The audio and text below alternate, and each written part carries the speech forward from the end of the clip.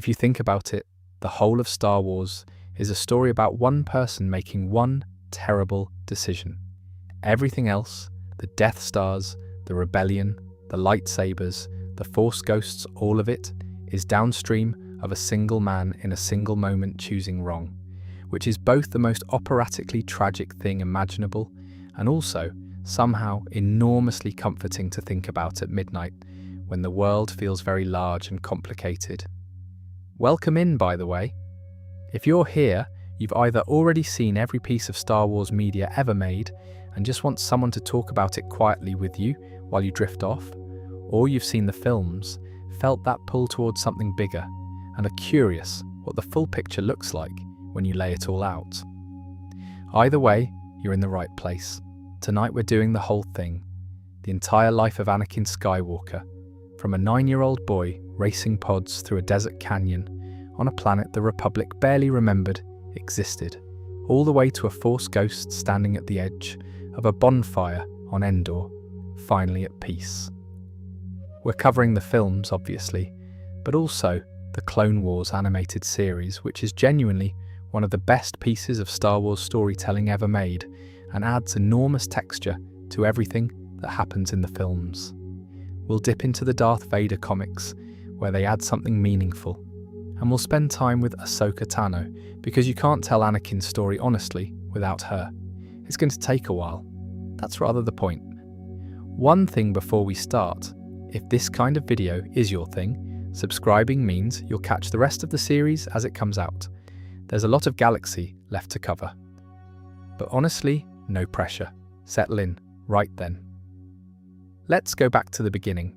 Before we can talk about Anakin Skywalker, we need to spend a few minutes with the world he arrived in, because it shapes everything about his story, and also because it's genuinely one of the more interesting fictional universes ever constructed, and I think it deserves a bit of appreciation on its own terms before we plunge into the tragedy of it. The Galactic Republic, at the time of Anakin's birth, had existed for about 25,000 years, which is an almost incomprehensible span of time. For context, human civilization on Earth is roughly 12,000 years old. The Republic had been around more than twice as long as that. It was vast, spanning thousands of star systems, governed by a Senate that had long since become more of a bureaucratic tangle than an actual functioning democracy, though it liked to think of itself as the latter. There was corruption, there were trade disputes, there were block votes and procedural delays, and the sort of slow institutional rot that tends to set in when an organisation gets large enough and old enough to start caring more about its own continuation than whatever it was originally meant to do. But at the heart of the Republic, philosophically, if not always practically, were the Jedi. The Jedi Order is one of those things that sounds simple until you actually think about it, and then it gets quite complicated quite quickly.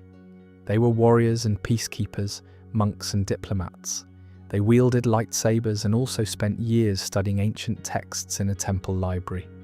They believed in the Force, a living energy field that connected all things, and they trained from childhood to become its servants rather than its masters. The goal was selflessness, detachment, a kind of radiant calm that came not from never feeling anything, but from not being ruled by what you felt. The Jedi Temple on Coruscant, which is the Republic's capital planet, essentially a city that covers an entire world, was magnificent. Enormous spires rising above the skyline of a planet where the artificial lights never quite dimmed. Inside, archives that went back millennia, training rooms where children learned to deflect blaster bolts with their eyes closed, meditation chambers, the Great Hall of the Jedi Council, where 12 of the Order's wisest sat in a circle and tried to feel the shape of the Force. It was also, and this matters, an institution, with all the things that implies a culture, a set of rules, a tendency built up over centuries toward a certain kind of orthodoxy. The Jedi had a code about attachment. Specifically, they didn't allow it. Romantic love was forbidden. Deep personal bonds were considered a liability, a thing that could lead a Jedi toward the dark side if those bonds were threatened. which is on paper a reasonable concern. In practice, it meant that children taken into the Order were trained from their earliest years to hold even the people they loved at a certain careful distance. We'll come back to why that matters. And then, just as a bit of background texture, there's what's happening underneath all of this. In the shadows, there was Darth Sidious, a Sith Lord, a practitioner of the dark side of the Force, who had been operating in secret for decades under the name Sheev Palpatine, quietly ascending through the Senate's political ranks, from representative of the planet Naboo to Chancellor of the entire Republic. The Sith had operated under what's called the Rule of Two for centuries. Only ever a master and an apprentice, no more, no less. The idea being that the Sith had destroyed themselves with infighting in the past, and the only way to survive long enough to eventually seize power was to be patient, to stay hidden, to let the Republic trust itself to death. There's something rather elegant about the Rule of Two as a concept, even if the people operating under it are genuinely awful. It's a recognition that unchecked power concentrations eventually collapse under their own internal conflicts. The Sith of the old days had failed because they kept having massive battles over who got to be in charge, and everyone kept losing. Darth Bane, who established the Rule of Two roughly 1,000 years before the events of the Phantom Menace, looked at that history and concluded, 2, that's the number. Enough to preserve the tradition, not enough to fragment it. 1 to have the power, 1 to crave it. Palpatine was the culmination of that centuries-long patient project. He was, by the time of Anakin's birth, essentially undetectable to the Jedi, because the Rule of Two had produced Sith so careful and so disciplined that the dark side cloud they generated was subtle enough to pass beneath the Order's awareness. The Jedi knew something was wrong with the Force, clouded as Yoda put it, but they couldn't see the shape of what was causing it. Palpatine had been hiding in plain sight for so long, he had effectively become invisible. At the time Anakin Skywalker was born, Palpatine's plan was already decades in the making. Now, one more piece of geography before we move on, because it's relevant. The planet Tatooine, out on the Outer Rim, which is basically the Star Wars equivalent of the middle of nowhere, orbiting twin suns, mostly desert, controlled not by the Republic, but by the Hutt crime lords, who treated it as a convenient backwater for their operations. The Republic technically knew Tatooine existed, they just didn't particularly care about it. No Senate representation, no legal protection, which meant that slavery, which was illegal within the Republic's core worlds, was simply normal life on Tatooine. Anakin Skywalker was born into that, into a planet the galaxy had forgotten, owned by people who'd bought the right to own him, into one of the most extraordinary concentrations of Force sensitivity ever recorded, in a body that belonged to someone else. That's the world. Now let's meet the boy. There are a few things about Anakin's origins that are genuinely strange, and I want to talk about them up front rather than dance around them, because they matter. The first is that Anakin Skywalker had no father. Not absent, not unknown, genuinely none. His mother Shmi, when asked about it years later, could only say that there was no father, that he had simply come to be. Some people in the Star Wars universe point to the Force itself as the explanation, that the Force somehow willed Anakin into existence, in the same way certain ancient texts talked about a chosen one being conceived by the midi-chlorians. That's the in-universe phrase for it. There's a later implication in the comics that Darth Sidious may have had something to do with it, using ancient Sith knowledge to essentially create life through the Force, which, if true, makes Anakin's entire story even darker than it already is. Because it means Palpatine didn't just manipulate him, he made him. But that's never been confirmed outright. The honest answer is, it's a mystery, and Star Wars seems comfortable leaving it as one. The second strange thing is his midi-chlorian count. Midi-chlorians are microscopic life forms that live in every living cell and serve as a kind of conduit for the Force. The more you have, the more naturally attuned to the Force you tend to be. The highest count anyone had ever recorded before Anakin was Yoda, somewhere in the region of 17 to 18,000 per cell. Anakin's was over 20,000. The scanner literally couldn't get an accurate reading because it was off the charts, which is one of those details that sounds like something a child made up, but is actually stated quite plainly in The Phantom Menace and never walked back. So, a boy born of the Force itself, with more raw Force potential than anyone in recorded history, living on a forgotten desert planet owned by a junk dealer. Shmi Skywalker is one of the figures in this saga I find myself thinking about quite a lot. We don't spend enormous amounts of time with her. She appears briefly in The Phantom Menace and then again, painfully, in Attack of the Clones. But the weight of her presence is felt throughout Anakin's entire life. She was, from everything the story shows us, a good person. Patient, loving, practical, in the way that people who don't have the luxury of being impractical tend to be. She had been a slave for years by the time Anakin was born. She didn't make that the defining fact of her personality, but it shaped her in ways that were probably very quiet and very deep. What she gave Anakin in a childhood that by rights should have been defined by what it lacked was a sense of being loved without condition. She believed in him, not in the "I knew you were special all along" way, though she clearly knew something was different about him. The accidental Force abilities, the way he seemed to understand machinery in a way that went beyond learning. She believed in him in the simpler, warmer way that good parents believe in their children, that he was worth loving, that his life mattered, that whatever happened to him was important. They lived in the slave quarters of Mos Espa, a city on Tatooine that basically existed to serve Watto's junkyard and the various hut-adjacent businesses in the area. The quarters were modest, functional. Shmi had made them as much like a home as she could because that's what she did. She made the best of what was there. Anakin, as a 9-year-old, was building things. He'd built C-3PO, a protocol droid, essentially from scraps, to help his mother around the house.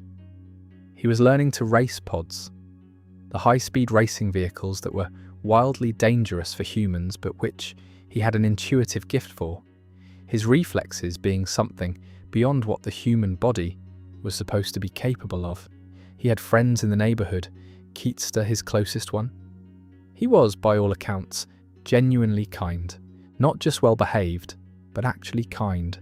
The kind of child who notices when someone is in trouble and tries to help, even when helping costs him something. The emotional core of Anakin Skywalker, before anything else shapes him, is this: a boy who loves his mother and wants to protect her, in a situation where his love and his desire and his considerable power are all completely insufficient to the task. She is enslaved, he is enslaved, all his gifts mean nothing in the face of that. That wound doesn't heal, it gets addressed, badly too late, in ways that cost everyone enormously. But it never heals. Everything about what Anakin eventually becomes is traceable, at least in part, to the experience of loving someone completely and being powerless to protect her. One more thing about this period before we move on: the slave chips, implanted in the bodies of enslaved people on Tatooine, designed to detonate if anyone tried to run. Anakin knew about his. He knew that even if he wanted to leave, even if someone offered him a way out, his mother couldn't come with him unless someone bought her first. He was 9 years old, and he already understood that some problems don't have clean solutions. That understanding, that sometimes you can't save everyone, that sometimes love and power and the best intentions in the world still aren't enough, is something the Jedi Order was, unfortunately, never particularly good at sitting with him through. Qui-Gon Jinn is the sort of character who doesn't survive long enough in the story to become mythologized in the way Yoda and Obi-Wan do, and I think that's a shame because he was genuinely interesting, and his death leaves a gap that the rest of the story never quite fills. He was a Jedi master, unambiguously skilled, but also famously difficult. The Jedi Council had refused to grant him a seat among their number, which tells you something. He had a philosophical bent that put him slightly at odds with the Order's mainstream thinking. He was more interested in what he called the living force than the cosmic force, which is to say he cared more about the present moment and the specific living beings in front of him than about grand strategic calculations. He trusted his instincts. He was willing to bend the rules when he thought the rules were wrong. His former Padawan, Count Dooku, had left the Jedi Order over his disagreements with the Council, which in retrospect is a very significant detail that the story buries in the background.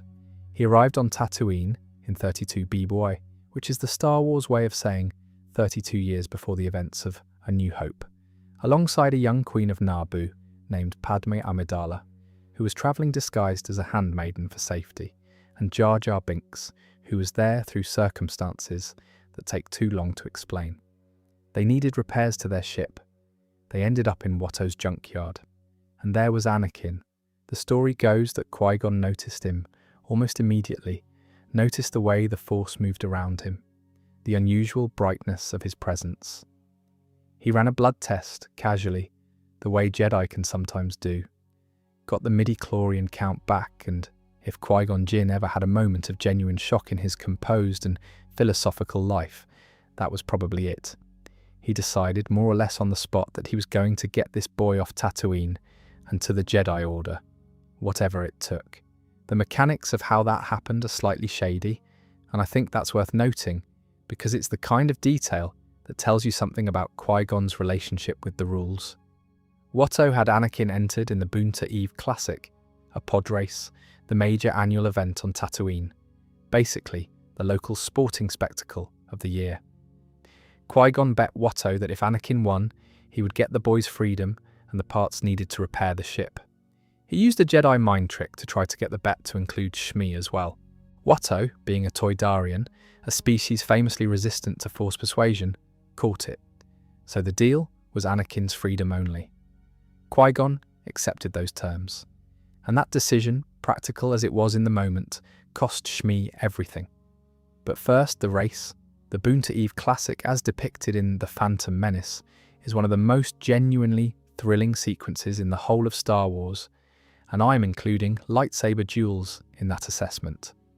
It's held in a canyon outside Mos Espa, a long looping course through tight rock formations and open desert, at speeds that would liquefy an ordinary human pilot. The pods are twin-engine vehicles held together by energy binders, enormous and loud and completely, enthusiastically dangerous. Anakin's was blue and white, built by himself naturally. His main competition was Sebulba, a returning champion who cheated routinely and openly, because on Tatooine nobody particularly minded. Sebulba had a habit of physically destroying competitors' vehicles mid-race, which the crowd found entertaining rather than problematic. He'd sabotaged Anakin's pod the night before, snipping a part that Anakin only noticed and fixed by luck just before the start. The race itself, Anakin nearly crashed twice in the early stages, recovered through some combination of skill and force reflexes that would have been impossible for someone without his abilities, gradually worked his way through the field, dealt with Sebulba clipping his pod and trying to physically wreck him, and then overtook him in the final stretch. Sebulba's pod came apart as he overcorrected. Anakin crossed the finish line first. There's a small moment during the race that I always find myself coming back to. Before the start, as the engines rev and the crowd settles and the other racers are warming up, Anakin closes his eyes for a moment. Not to pray exactly. He's 9 and doesn't quite have the vocabulary for that. More like he goes somewhere internal, somewhere quiet in the middle of all that noise. And then his eyes open and he's ready. It's the first glimpse of something the Jedi will spend years trying to teach other students. That state of being entirely in the present moment, not ahead of yourself or behind yourself, just exactly there. It comes to him naturally. It always did. He was 9 years old. He had just won his freedom. The celebration was enormous. The crowd, his friends, the sheer physical release of having done something extraordinary under enormous pressure. Qui-Gon took him aside and explained what was happening. Anakin was free, he could leave Tatooine, he was going to become a Jedi. And then came the goodbye. The goodbye to Shmi is one of the most quietly devastating moments in the prequel trilogy, and it doesn't have much competition from the actual devastations that come later, which tells you something about how well George Lucas occasionally understood where the emotional weight of his story actually lived. Shmi had already packed his things. She knew before he told her. She was practical about it, the way she was practical about everything. She told him he had to go, that she would be all right, that his future was out there, not here. Don't look back, she told him. Don't look back. He hugged her. He ran toward the ship. He did look back. Of course he did. Qui-Gon had told him he would try to come back for her. He died before he could. And Anakin spent the next decade dreaming about whether she was still alive. Coruscant must have been an extraordinary thing to arrive at when you'd grown up on Tatooine, a planet that was just city, from the surface to the upper atmosphere, with no sky in the conventional sense, just layer after layer of urbanization, lights and traffic and noise and a million different species going about their complicated lives. The Republic's center of gravity, the home of the Jedi Temple. Anakin would have been overwhelmed, and it's to his credit, frankly, that he mostly held it together. Qui-Gon brought him before the Jedi Council as a matter of some urgency. 12 masters sitting in a circular chamber at the top of one of the temple's spires, windows looking out over the city below. Yoda was there, already ancient, 900 years old at this point. Remarkable, really, when you think about it. Mace Windu, the Council's most formidable warrior, severe and careful, and others less famous but no less influential in the Order's culture. The Council's problem with Anakin was not his power. Nobody questioned his power. The midi-chlorian count was self-evident. He was stronger in the Force than anyone they had ever encountered. The problem was his age and, more specifically, what his age had done to him. He was 9. The Jedi typically took children at infancy or thereabouts, before they had strong attachments, before the world had shaped them in ways that would be difficult to reshape. Anakin had already been shaped. He had a mother he loved desperately. He had memories and fears and specific griefs built into him.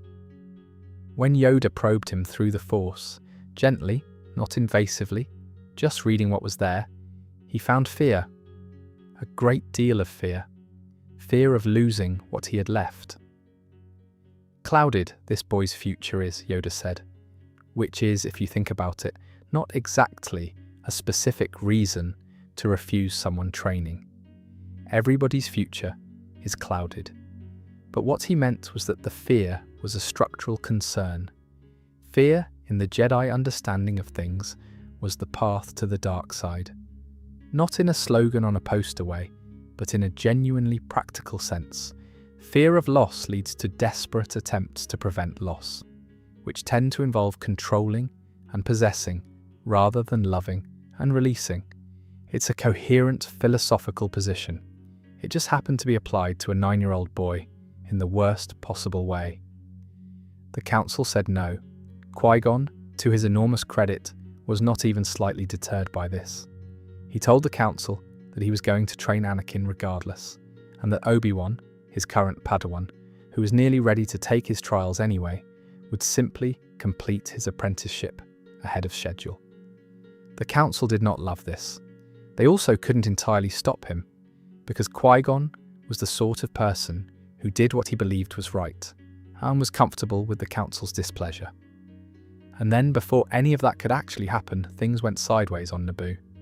The Battle of Naboo is an interesting bit of storytelling because it's doing several things at once. Queen Amidala returns to her planet to liberate it from the Trade Federation blockade. Qui-Gon and Obi-Wan fight Darth Maul, Palpatine's apprentice, a terrifying figure who had been operating in the shadows, and who appears here in one of cinema's most iconic villain entrances. Red and black, tattooed face, double-bladed lightsaber. The fight is extraordinary, and Anakin, in the middle of all of this, ends up in a starfighter. He didn't entirely mean to be there. He and R2-D2 were sheltering in a ship in the hangar when the autopilot engaged during the battle and took them up into space, where the actual battle was happening, against the Trade Federation's droid control ship, which was directing all the droid forces on the ground below. What follows is simultaneously the most chaotic and the most accidentally effective thing in the whole of the prequel trilogy. Anakin fired into the control ship's reactor chamber, more or less by accident, and blew the whole thing up from the inside, which deactivated every droid on Naboo simultaneously and effectively ended the battle. He was 9 years old. He did it mostly by instinct and the Force guiding his hands. He had no idea what he was doing. This is, I want to note, quite funny, and I think the film knows it's quite funny. All this enormous political and military machinery, and it gets resolved by a child who accidentally won a space battle. But then Qui-Gon died. Darth Maul ran him through with a lightsaber in the Theed generator complex, in a moment that is still somehow genuinely shocking, even when you know it's coming. Obi-Wan, locked out of the fight by the generator's force fields, could only watch. When the fields dropped, he fought Maul with everything he had, grief and fury and training, and eventually cut him in two. Then he knelt next to Qui-Gon. Qui-Gon made Obi-Wan promise, train the boy. He is the chosen one.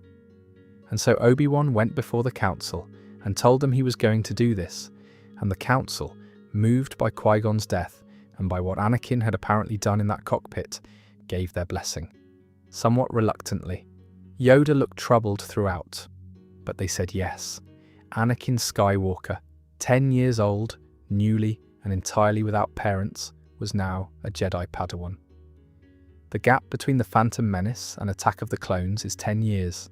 Anakin goes from 9 to 19, from a small boy with a bowl cut and an expression of constant bewilderment to a young man who's clearly been training very hard and has the posture of someone who knows it. The films don't show us this decade. The comics and the Clone Wars do, partially, but there are large stretches of Anakin's adolescence that we're left to piece together from context. What we can say, he was extraordinary in training. He progressed faster than almost any Padawan in recent memory. The Force came to him naturally in the way it came to nobody else, because nobody else had ever had this much of it to work with. By his early teenage years, he was outpacing Padawans years older than him. His lightsaber combat was aggressive and inventive. His piloting was, by universal consensus, the best in the Order. There are accounts in the extended canon of missions he went on with Obi-Wan during this period, a series of comics called Obi-Wan and Anakin, set about a year after The Phantom Menace, that show a 12-year-old Anakin who's already rather formidable and already a bit of a handful. His relationship with Obi-Wan Kenobi during these years is one of the things I find myself most curious about, because it was clearly both genuinely loving and genuinely complicated. Obi-Wan was in his mid to late 20s when he took on Anakin, which is quite young to be a teacher, especially for a student of this magnitude. He was doing it as an act of devotion to his dying master, rather than because he felt ready for it. That shapes things. He cared for Anakin deeply, clearly, and in a way that was never quite easy to name. And what they had was sometimes more like a very close working relationship between two people who were something close to brothers than anything the Jedi Code had a category for. They bickered, they teased each other, they trusted each other in combat with an almost unconscious completeness. There are accounts in the comics of a mission the two of them undertook when Anakin was roughly 12, a planet called Carnelian IV, a world torn apart by a civil war between two factions who had been fighting for so long they had essentially forgotten what the original dispute was about. Anakin's instinct, characteristically, was to intervene, to pick a side or find a third option or do something to stop the suffering. Obi-Wan's instinct was more cautious. They had been sent to investigate, not to act. This tension between Anakin wanting to move and Obi-Wan wanting to think was the fundamental dynamic of their partnership, and what made it work was that both instincts were sometimes correct. Obi-Wan without Anakin would occasionally think past the moment where action was needed. Anakin without Obi-Wan would occasionally act past the moment where thinking was needed. Together, they were genuinely formidable. What's interesting about Anakin's training during this period is that his primary challenges were almost never technical. The Force came to him too easily for technique to be the hard part. His challenges were emotional and philosophical, the things that can't be solved by being more powerful or more skilled. There were moments in his early training where his anger surfaced in ways that alarmed his instructors.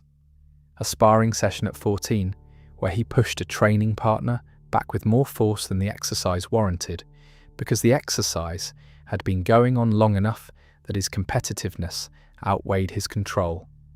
A meditation session where the instructors monitoring his brainwave patterns through the Force noted something they called excessive attachment patterns and added it to his file.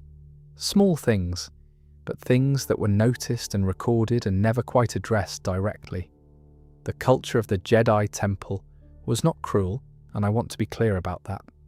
The other students were not unkind to him for the most part. He had peers, friendships of a functional sort, people he trained alongside and competed with in the healthy sense.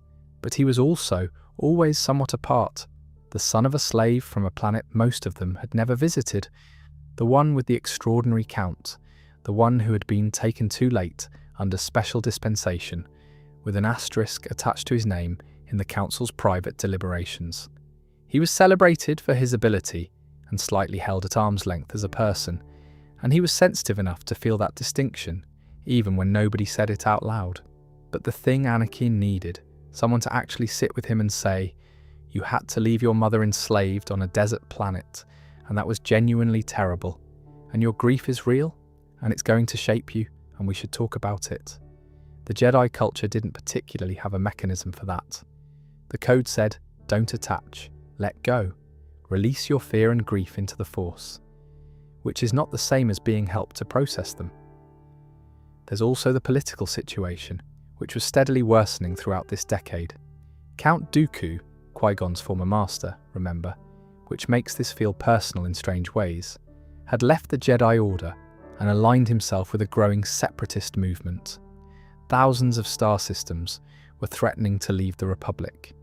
There were arguments in the Senate about whether to build a military force to deal with the potential secession, which the Jedi were officially opposed to.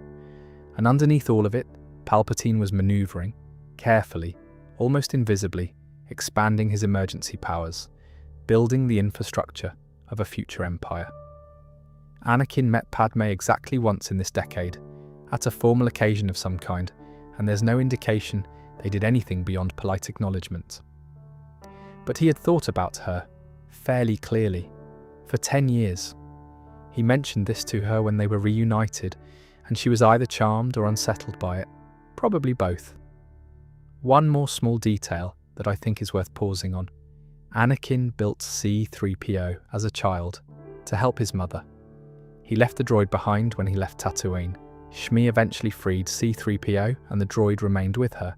When Anakin returns to Tatooine in Attack of the Clones, he and 3PO are reunited, and 3PO has, of course, no idea who Anakin is because protocol droids are not designed to track the life stories of the children who built them. It's one of those details that Star Wars just leaves there for you to feel quietly sad about.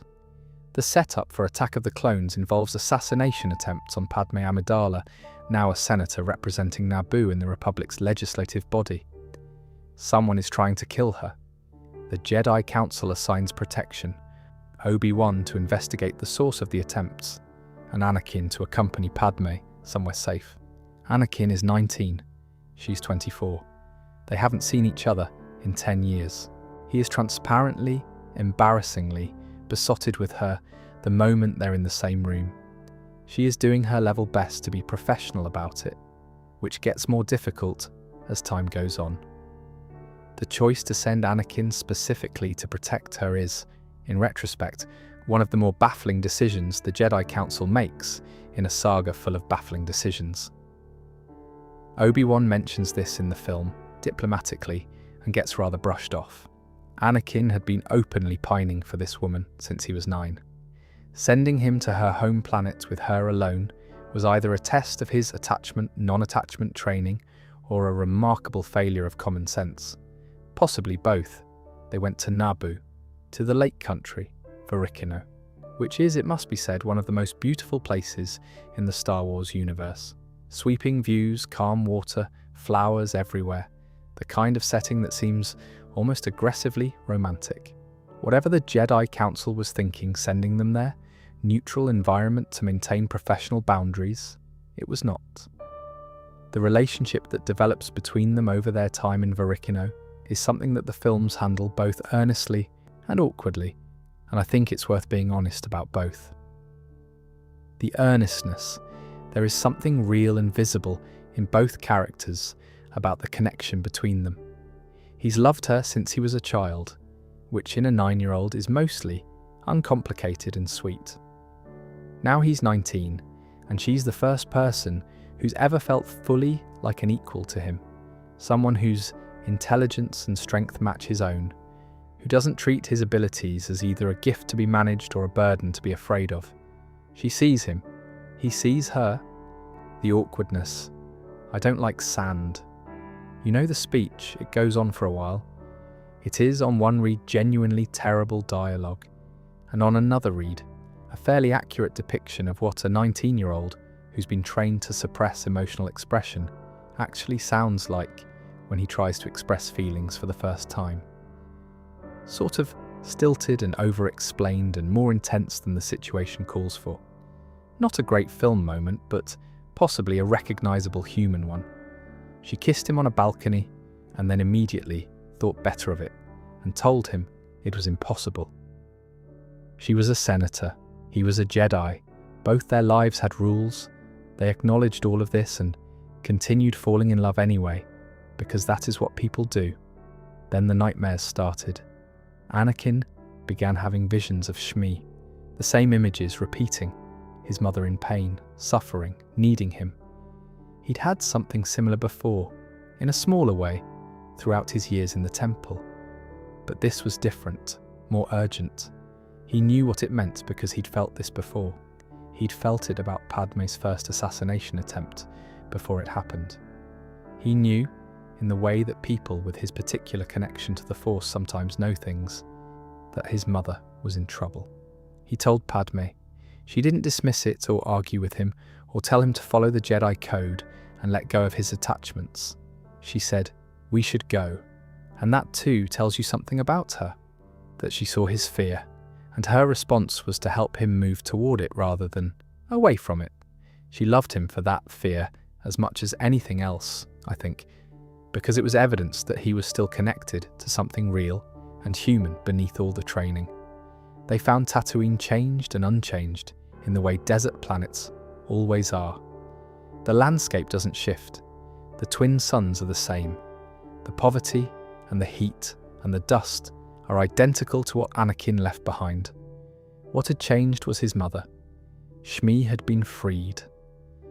Some years after Anakin left, a moisture farmer named Cliegg Lars had bought her freedom, and then, because this is actually quite a lovely thing, married her. She had a life, a home, a family of a sort. Cliegg's son Owen, Owen's girlfriend Beru. The modest domestic life she had never quite been allowed to have. And then a month before Anakin arrived, Tusken raiders had taken her. They'd come onto the Lars homestead in the early morning and taken her into the desert. Cliegg Lars had lost his leg trying to go after her. He told Anakin gently that he thought she was probably already gone, that the best thing was to accept it. He was not being cruel. He was being realistic in the way that people who've lived on Tatooine all their lives know how to be realistic. Anakin went anyway.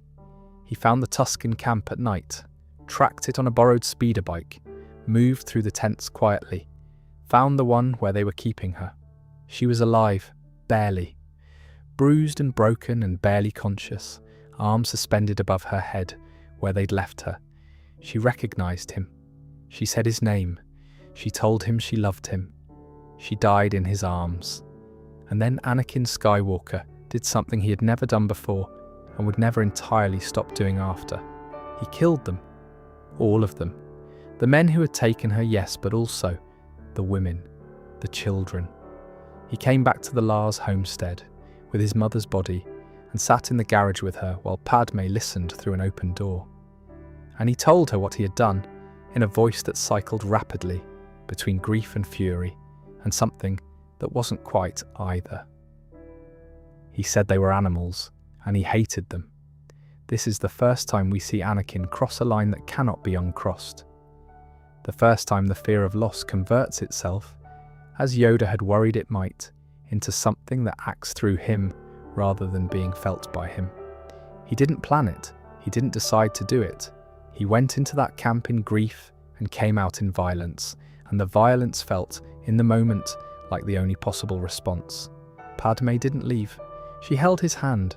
She sat with him in the darkness after, and she chose to stay with him, even knowing what he had just told her, which is sometimes cited as evidence of her poor judgment, and sometimes as evidence of love being a more complicated thing than horror requires us to admit. Both are probably true. What the massacre does to Anakin internally, it creates a template, a precedent. It tells some part of him, the part that the Jedi Code never quite reached, that when the fear of loss becomes unbearable, this is an available response, not a right one, not a good one, but possible. The line that says there are things I won't do had been moved, and once moved, lines have a habit of moving further. The Force-sensitive among the Jedi would have felt something in this moment, had any of them been paying the right kind of attention. There's a scene in the film where Yoda, in the middle of a meditation, appears to hear something, a disturbance, a cry, that briefly clouds his expression. He feels something in the Force, but cannot locate it, cannot name it. He moves on. The connection between what he felt and what Anakin had just done in that Tusken camp is never made explicit. But it's there in the scene, for those who want to find it.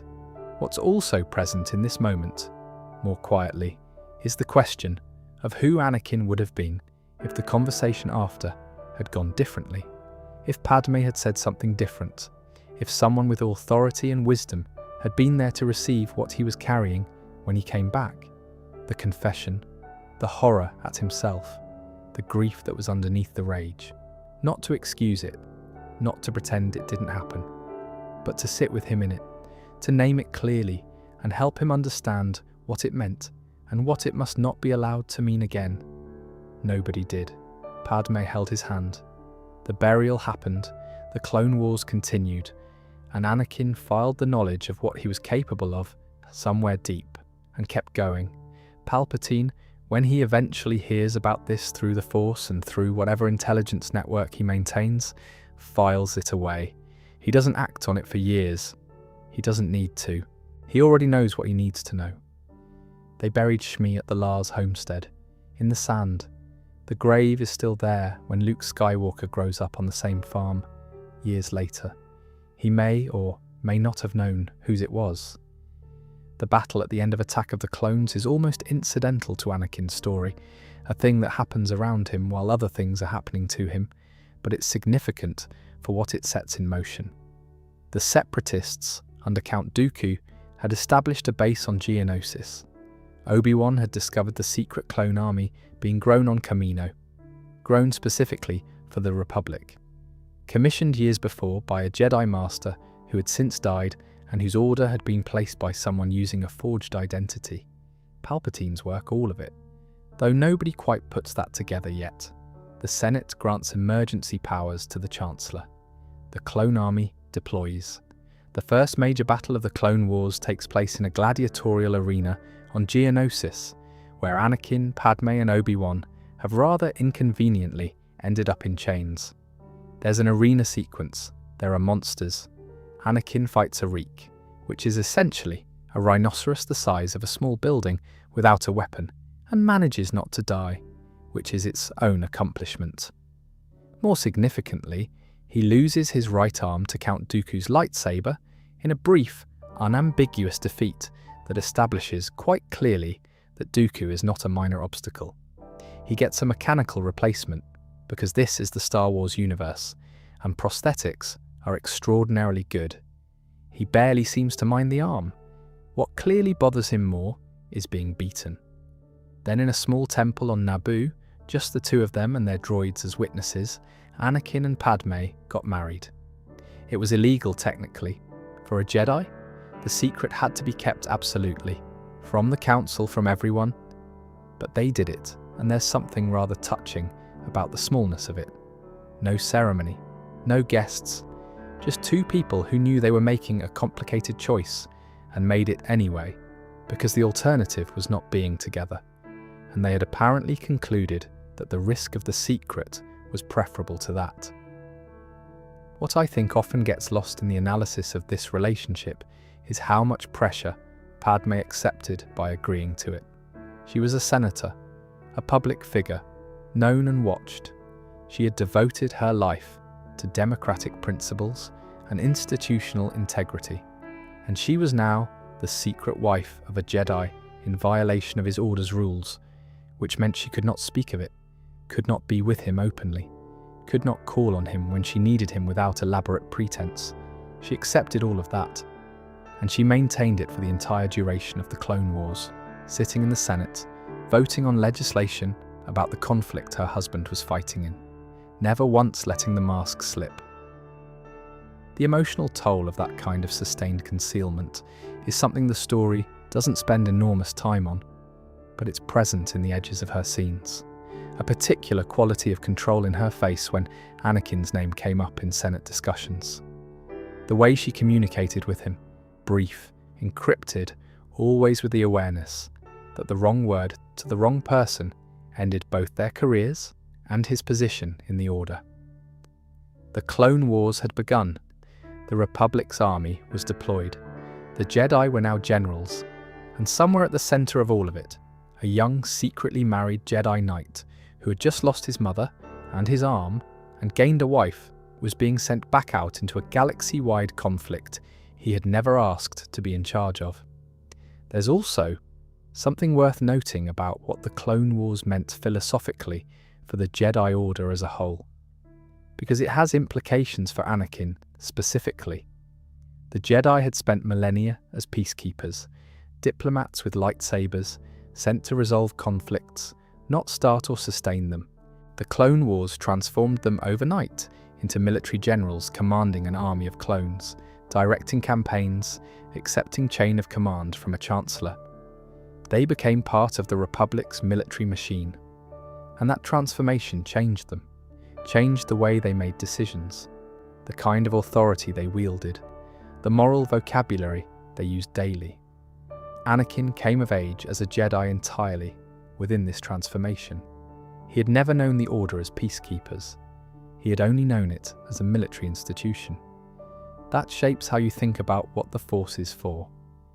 I want to spend a good amount of time here, because the Clone Wars is where Anakin's character gets the most thorough and the most honest treatment, and Ahsoka Tano is the reason for most of that. She was assigned to him as a Padawan learner roughly at the start of the Clone Wars, and Anakin's reaction was almost comically resistant. He hadn't asked for an apprentice, he didn't feel ready to be a teacher. He was 22 years old, secretly married in the middle of a galactic war, and now he was supposed to guide a 14-year-old through the most dangerous period in recent Jedi history. This was not, as he saw it, ideal timing. Ahsoka Tano was a Togruta, a species with striking head tails called Leku, and a natural tendency toward independence that matched Anakin's own. She was confident in a way that bordered on reckless, opinionated, not particularly interested in doing things the way tradition said they should be done.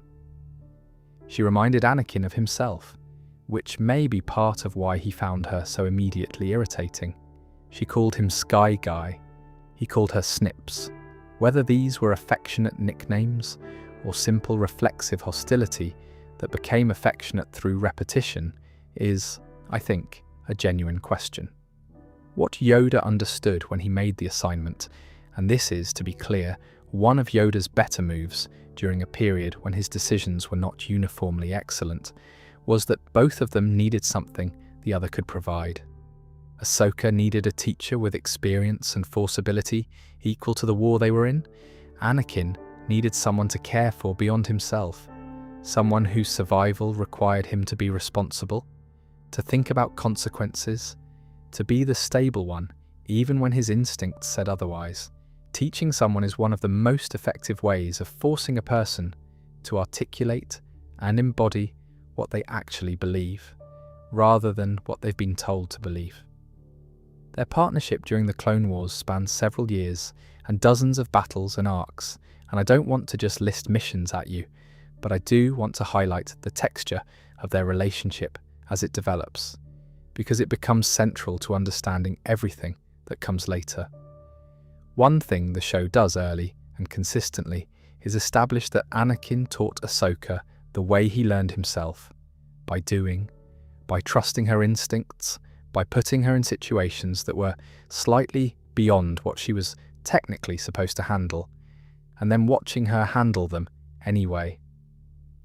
He didn't protect her from difficulty, he believed in her capacity to meet it, which is both a generous teaching philosophy and at times quite terrifying for Ahsoka personally. There's a moment in one of the early episodes. She's flying a mission she has no business flying at this stage of her training, and she executes it. And Anakin's debriefing consists primarily of pointing out everything she did wrong, followed by what amounts to a grudging acknowledgement that she pulled it off. It's recognisably the way Obi-Wan taught Anakin. These things transmit for better and occasionally for worse. Second Battle of Geonosis. Ahsoka and a Jedi named Barriss Offee were buried alive in a cave-in, presumed dead by some. Anakin didn't stop looking for them. Luminara Unduli, Barriss's master, advised him, quite reasonably, from a Jedi detachment standpoint, to accept the possibility of their deaths and focus on the mission. Anakin essentially refused. He kept searching. He found them. And when he did, there was a look on his face that the show doesn't try to frame as anything other than exactly what it was. A man who had decided some losses were simply not acceptable to him, regardless of what the code said. The Mortis arc is strange and wonderful, and I think rather under-discussed when people talk about Star Wars. In the third season of the Clone Wars, Anakin, Obi-Wan and Ahsoka receive an anomalous signal and are pulled to a planet called Mortis, which is less a physical place and more a nexus of the Force, a sort of compressed representation of its fundamental nature. 3 beings live there: the Father, the Daughter, and the Son. They embody balance, the light side, and the dark side respectively. The Father's days are ending. He needs someone to take his place, to hold the balance. He believes Anakin is that person, the chosen one who can control both his children simultaneously. The tests he puts Anakin through confirm it. Anakin can do something no one else can: hold both the light and the dark in check at once, exert authority over both sides of the Force. He is demonstrably exactly what the prophecy said.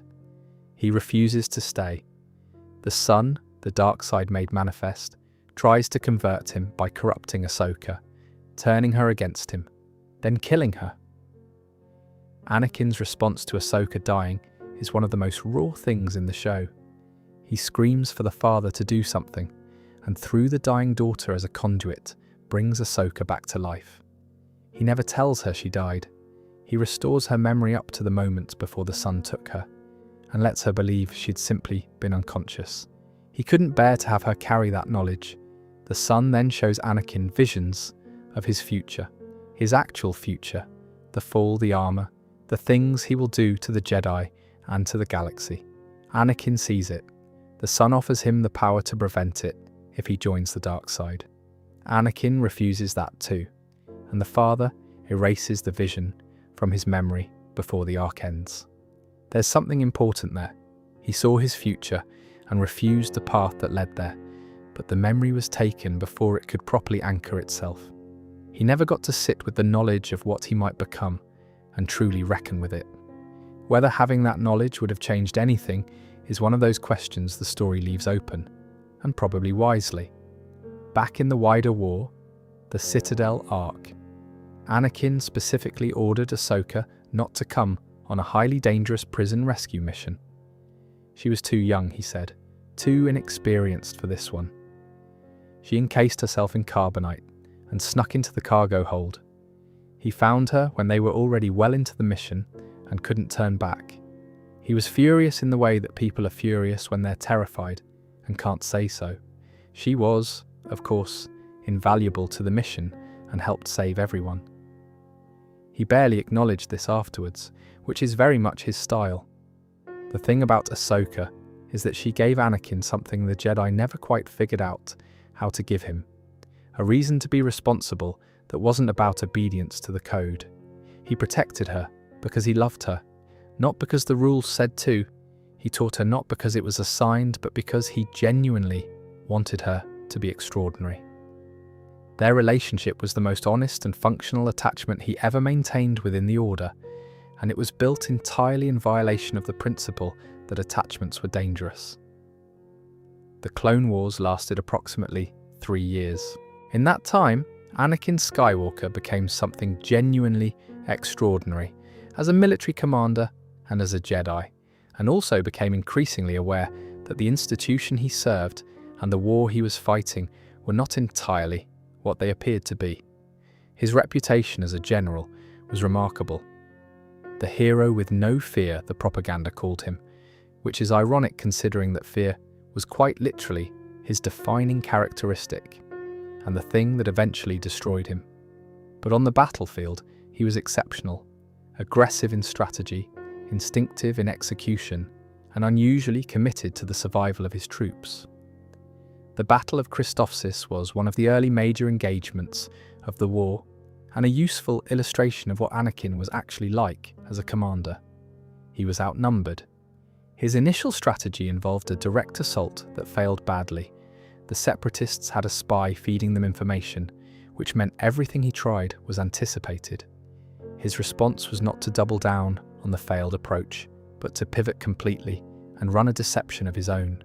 He fed false intelligence back through the spy before they knew who the spy was. He essentially used the information leak as a weapon in reverse. It worked, and it's the kind of tactical creativity that distinguished him from commanders who were simply powerful force users pointing armies at things. What the Umbara arc showed was something harder to watch. General Pong Krell, a Jedi who had been secretly turned, working toward the Separatists, was assigned command of the 501st while Anakin was called away. Krell was a nightmare of a commander, callous, contemptuous of the clones as individual lives, willing to send them into situations designed to fail. Rex and the 501st eventually had to mutiny against him. What makes this arc resonate in the context of Anakin's story is the contrast. Krell treated the clones as the Jedi Code, taken to its extreme, might and courage as temporary vessels for the Force's work, not quite real in the way that free people are real. Anakin's relationship with his troops was the opposite. He knew their names. He argued with their command decisions. He mourned them. The clone troopers, for their part, tended to develop fierce loyalty to Anakin specifically. This is worth noting because the clones were not robots. They had developed individual personalities, preferences, senses of humour, but they were also not naive about the political machinery that had created them. They knew they were manufactured for a specific purpose. Anakin was one of the few Jedi commanders who seemed to understand them as people who existed independently of that purpose, and they responded accordingly. His skills with a lightsaber during the Clone Wars were also at their peak. He was widely considered the finest sword fighter in the Order, which is saying something given that the bar included Mace Windu and Kit Fisto. His Form V was aggressive and powerful, designed to overwhelm rather than outlast. It suited him. It also had the slight disadvantage of being a style that expressed a certain philosophy, that the way through a problem was through it directly, at full force, because hesitation was more dangerous than intensity, which is sometimes correct, which is never the whole picture. Mass-produced soldiers bred for this specific war. The general attitude among many Jedi was to treat them as resources rather than people, because acknowledging them as fully people made the losses harder to manage. Anakin didn't do that. Captain Rex was his clone captain, a gruff, loyal, enormously capable soldier who had clearly developed his own distinct personality beyond whatever baseline the Kaminoan cloners had built in. Their relationship was a genuine friendship. Anakin knew the names of his troopers. He remembered which ones were new and which ones were veterans. When people under his command died, he carried that in the way that people who treat other people as people inevitably do. It made him a better commander. It also made the war more painful. There were arcs during the Clone Wars that put Anakin in direct contact with the deepest anxieties of his life. The Umbara arc, a brutal campaign on a dark world with an arrogant general in command, leading to enormous unnecessary clone casualties, was about institutional failure and the cost of authority wielded badly. Kadavo, where Anakin discovered enslaved people, in conditions that explicitly echoed Tatooine, is handled with visible weight in the show. He's not neutral about it. He cannot be neutral about it. These missions weren't just battles, they were excavations of things he'd buried. And running beneath all of it, quietly, was Palpatine. The Chancellor had been cultivating a relationship with Anakin since the boy arrived on Coruscant. He had made a point of meeting him during his early years at the Temple, sending personal invitations, arranging private conversations that other Jedi never received. He invited him to private dinners. He treated him consistently as someone special, not special in the way the Jedi treated him, which was often a mixture of wariness and admiration, but special in the sense of being valued, understood, seen. He told Anakin things about politics that the Jedi Council didn't tell him. He confided in him. He asked his opinion. He made him feel like an equal rather than a student. The Jedi Council, for their part, were deeply suspicious of this relationship. They knew Palpatine had been concentrating emergency powers throughout the war.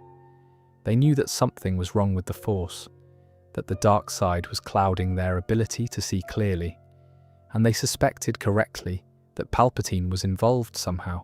What they could not do was prove it. What they did, misguidedly, was ask Anakin to spy on him, which Anakin found offensive, rightly as it happens, because they were asking him to betray a personal relationship without giving him the full context of why, because they still didn't fully trust him, even after years. The Jedi were not villains, they were not corrupt, but they were an institution with all the flaws that implies slow to acknowledge mistakes, protective of its own culture above the individuals within it, and catastrophically bad at the specific human task of looking at Anakin Skywalker and saying, "You are a person who needs particular care, and we have perhaps not given you enough of it." Palpatine had noticed this gap. He'd been carefully filling it for years. This section is about a betrayal, but not the obvious one. Not the big operatic fall that comes later. This is quieter, and in some ways more damaging because of that. In the 5th season of the Clone Wars, the Jedi Temple on Coruscant was bombed. People died. The investigation pointed to Ahsoka, not just circumstantially, but with what seemed like substantial evidence. She was found with the suspected bomb maker. She was seen fleeing from clone troopers. Multiple witnesses placed her at key locations. The case against her was, on the surface, reasonably compelling. The Jedi Council expelled her from the Order pending a full investigation. They handed her over to the Republic military for trial. They did this, notably, without full certainty of her guilt, because the political situation required it. There was pressure from the Senate and from the Chancellor, and the Council judged that protecting the Order's reputation required distancing themselves from her. Anakin believed she was innocent, completely, without hesitation. He said so to the Council and was told that the evidence had to be followed. He didn't stop investigating. While Ahsoka sat in a Republic prison facing execution, if found guilty, Anakin dug into the case and eventually found what the official investigation had either missed or chosen not to pursue too hard. The real culprit was Barriss Offee, Ahsoka's closest friend, a Jedi who had become disillusioned with the Order's role in the war and had framed Ahsoka as, in her own logic, a statement about the corruption of the Republic and the Jedi's complicity in it. Barriss, when she was brought to trial, made a speech that was uncomfortable because it was not entirely wrong. The Jedi had become soldiers. They had allowed themselves to become instruments of a republic that had its own moral problems. The war had changed them in ways they were refusing to fully acknowledge. None of this justified framing an innocent teenager for murder. But the critique was real. Ahsoka was cleared. The council brought her back and offered her reinstatement, with the kind of formal apology that institutions offer when they've done something wrong and would prefer to deal with it by going back to normal quickly. They called it a great trial, an opportunity for growth. She handed back her braid, the physical symbol of her status as a Padawan, and walked away.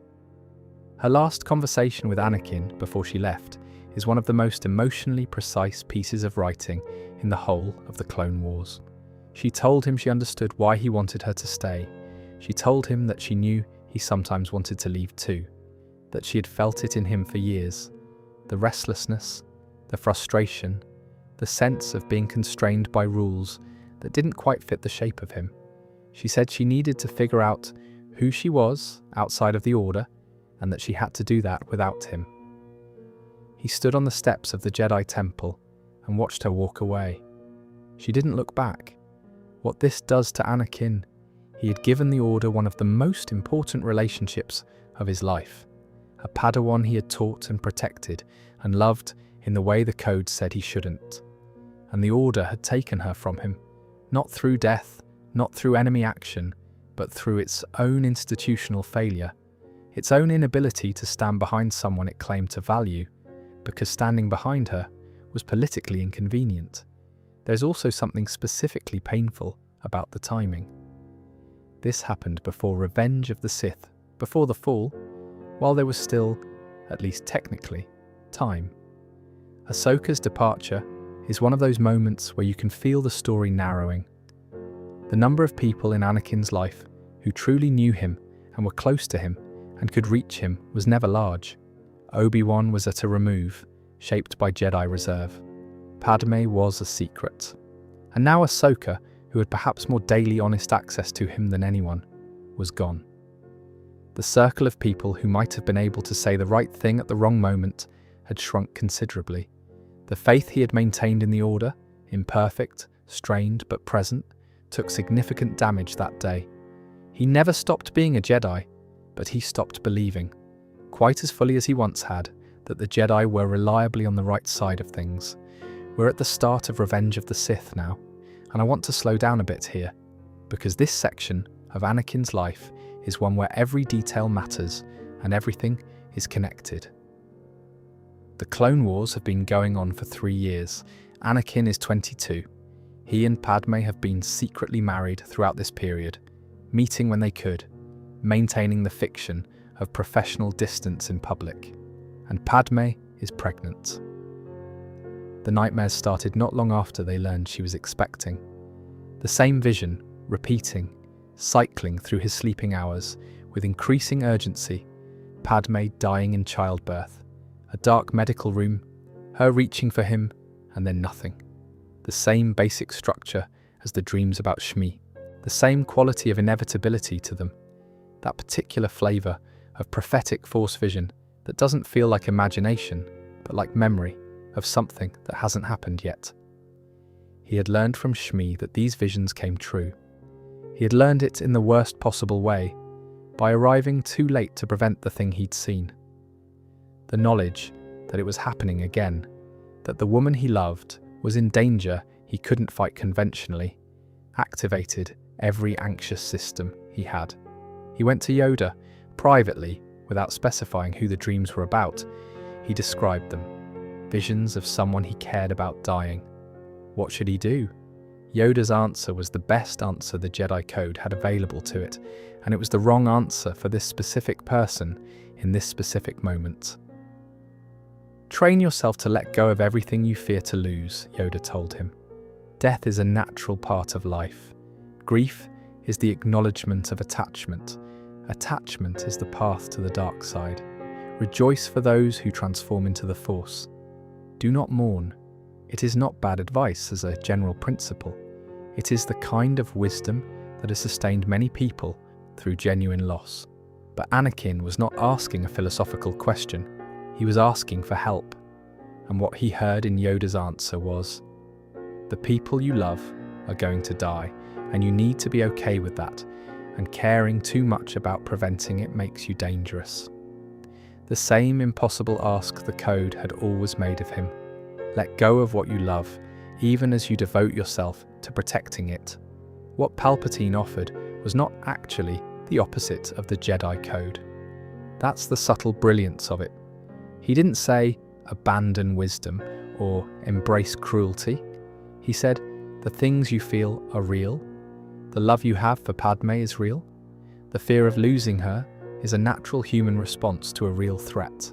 And there are people in the galaxy who understand that, who are not asking you to pretend otherwise. The dark side, as Palpatine presented it, was less a philosophy of evil and more a philosophy of permission. Permission to want things, to fight for them, to not surrender what you loved, to a code that seemed to value its own purity over the actual lives of actual people. This is a lie, of course, or at least a profound distortion. The dark side doesn't give you your loved ones back. It doesn't protect anything. It consumes, and what it consumes most efficiently is exactly the love it claims to be serving. But it's a very well-constructed lie, tailored with precise understanding of exactly where Anakin's vulnerabilities were. Palpatine had been watching this boy for 20 years, cataloguing everything. The attachment to Shmi, the protectiveness over Ahsoka, the secret marriage, the visions, and when he finally made his move, it went directly for the center of every anxiety Anakin had ever had. Then came the dinner with Palpatine. This is one of the most precisely constructed scenes in all of Star Wars. The Chancellor, at a performance of a Mon Calamari opera, which is wonderfully specific, the tiny cultural detail doing a lot of work, leaned over and told Anakin about the tragedy of Darth Plagueis the Wise. Darth Plagueis, his former master, had been so powerful in the Force that he could influence the midi-chlorians to create life, to stop death. He had discovered the secret of cheating death itself.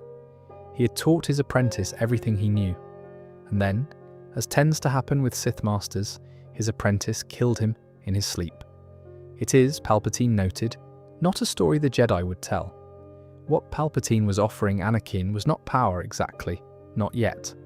He was offering the idea that power of this kind existed, that there was a version of the Force, the dark side, that dealt in the things Anakin needed: life over death, will over destiny, control over loss. He was offering it the way a good salesman offers things, with just enough plausibility, just enough genuine information mixed into the manipulation to seem like truth. Anakin knew Palpatine was hinting at something vast and dangerous.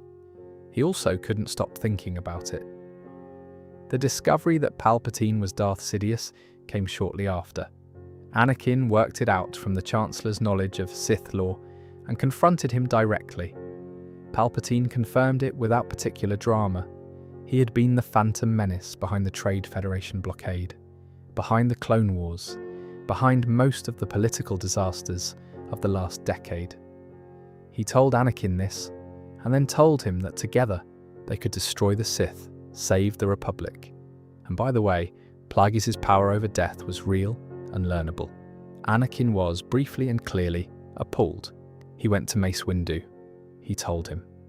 And Mace Windu, resolute and decisive, and not wrong about Palpatine's guilt, moved to arrest him. But Anakin went along anyway, not because he trusted Palpatine, because he couldn't let Palpatine die before he learned what Plagueis knew.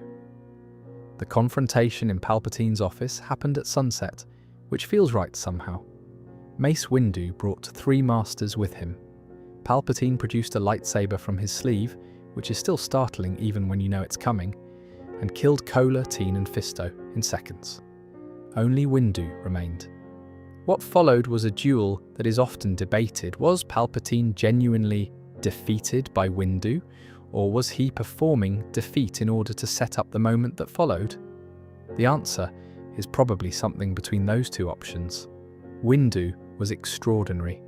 Palpatine was genuinely pressed, but he had also arranged for Anakin to arrive. Windu drove the Chancellor back against a window, lightning crackling from the old man's hands and reflecting back into his face, disfiguring him. Palpatine looked broken, exhausted, terrified. He cried out to Anakin, "The Jedi are traitors. They're going to destroy everything. He is too weak to stop them. Only Anakin can save him." Windu raised his blade. Anakin said, "Wait. What happens in the next few seconds is the pivot point of the entire saga." Anakin was not under a spell. He was not being controlled. He made a choice, a desperate, panicked, irreversible choice, because he could not let Palpatine die before he told him how to save Padme. He reached out with his own lightsaber and cut off Mace Windu's hand. Palpatine's lightning finished the job. Windu fell from the window. Anakin knelt in the dark office and said very quietly, "What have I done?" He knew. He knew exactly what he had done. And he also knew that there was no version of the path back that didn't involve losing Padme to whatever fate the vision was pointing at.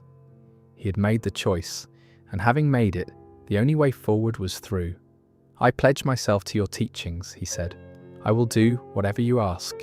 Palpatine knighted him with the Sith name that had been prepared for this moment, Darth Vader.